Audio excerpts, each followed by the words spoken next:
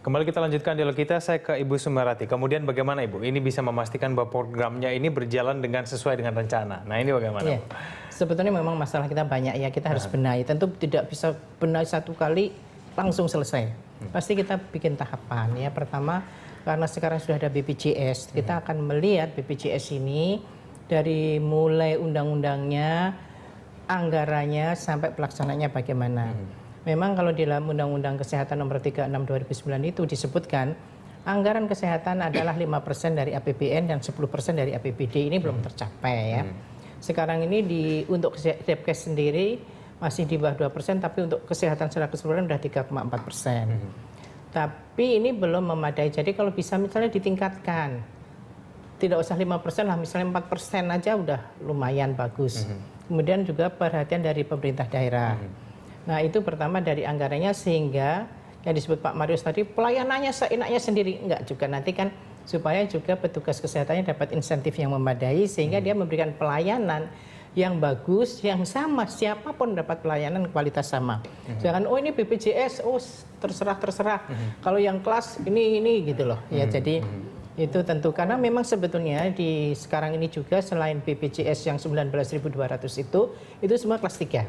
Masyarakat yang agak mampu boleh membayar untuk kelas 3 25.000, kelas 2 49.000, kalau dia mau masuk kelas 1 kalau dirawat itu 55.000 lah. Oke. Tapi memang akar permasalahan kita itu memang di BPJS itu Bu ya, penguatan itu yang ya karena sekarang memang sudah ada undang-undangnya bahwa untuk pelayanan kesehatannya itu BPJS. Tapi BPJS ini juga kita harus ingat bahwa bukan hanya pelayanan kuratif. Bagaimana mulai dari promotif, memberikan juga pemerintah bersama BPJS itu memberikan penyuluhan kesehatan supaya orang itu tidak lalu jatuh sakit. Lebih baik mencegah daripada sakit kan. Lalu juga nanti kalau sudah rehabilitatif gimana? Jadi bukan hanya fokus pada kuratif atau pengobatan saja, tetapi yang komprehensif. Baik. Nah itu bertahap kita harus lakukan dan dengan disiplin. Misalnya dokter-dokter ditempatkan di daerah terpencil 1 tahun ya betul-betul 1 tahun, jangan dia di kabupaten gitu ke sananya cuma beberapa bulan dan lain-lain.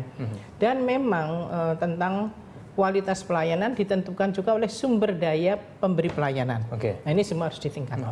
Saya ke Pak Marius, tadi sudah disinggung juga sebetulnya yang tidak kalah penting ini untuk mencegah sebetulnya. Ini karena tadi kita kebanyakan mungkin berbicara untuk mengobatinya bagaimana. Nah kalau untuk mencegah ini bagaimana ini Pak Marius? Jadi saya 30 tahun saya pantau kesehatan konsumen ya. Saya akan saya berikan ini program ini untuk presiden yang menang ya. Siapa saja, karena saya ini supaya jangan kejadian lagi kayak begini ya. Saya sudah buatkan program jangka pendek apa, jangka menengah apa, jangka panjangnya apa ya. Lalu di sini yang sekarang urgen sekali adalah perlunya standar pelayanan medik yang nasional ya. Itu kuncinya di situ. Selain undang-undang kesehatan segera dilengkapi. Jangan undang-undang sakit ini nanti ya. Jadi supaya nanti Pemda juga buat dari PP-nya ini bisa dibuat perda. Jadi Indonesia sama, nggak ada yang beda-beda. Harus melaksanakan itu. Terus pelayanan standar pelayanan medik untuk menentukan unit cost ya. Pada waktu menentukan unit cost ya buat clinical pathway dan pedoman sebagainya, itu seluruh pihak yang terkait dengan kesehatan duduk bareng, bukan hanya dokter saja, ya. Apakah itu perawat, bidan? Sekarang ini BPJS nggak masuk tuh untuk perawat, bidan, apoteker dan tenaga kesehatan yang lain. Dokter aja dapat kecil, ya. Bahkan di Jakarta aja tanggal 15 Mei ada keluhan dari seorang dokter anak, ya. Dia menangani BPJS 1 bulan dia menangani 100 pasien. Honornya berapa? Tahu nggak? Tidak masuk akal profesional. Antara 6.000 sampai 10.000 per kepala, hanya dapat Rp60 sampai Rp100. Buang air kecil aja minimal 2.000 ya. Ini di Jakarta, spesialis anak. Ini kan udah pelecehan profesi. Perawatnya nggak dibayar, bidannya nggak dibayar. Bagaimana mau senyum? Standar dulu lah. Kalau standar ternyata lebih dari 5% nggak masalah, tapi dapat dipertanggungjawabkan. Jangan dipaksa-paksa. Harus cukup nggak bisa. Ini kesehatan Bu. Saya akan terakhir ke Ibu Sumarati. Mengingat waktu kita yang sangat terbatas, Bu. Ini kemudian untuk melihat bahwa 5 tahun ke depan, katakan memang Prabowo Hatta akhirnya menjadi pemenang. Ini optimis bisa semua tercapai nih Bu. Oh iya, jadi begini ya, kenapa kita begitu banyak pelayanan ke masyarakat ini begitu jelek? Karena negara kita ini masih banyak korupsinya, masih banyak kebocorannya, bahkan di kesehatan sendiri, alat kesehatan itu banyak bocornya, macam-macam lah.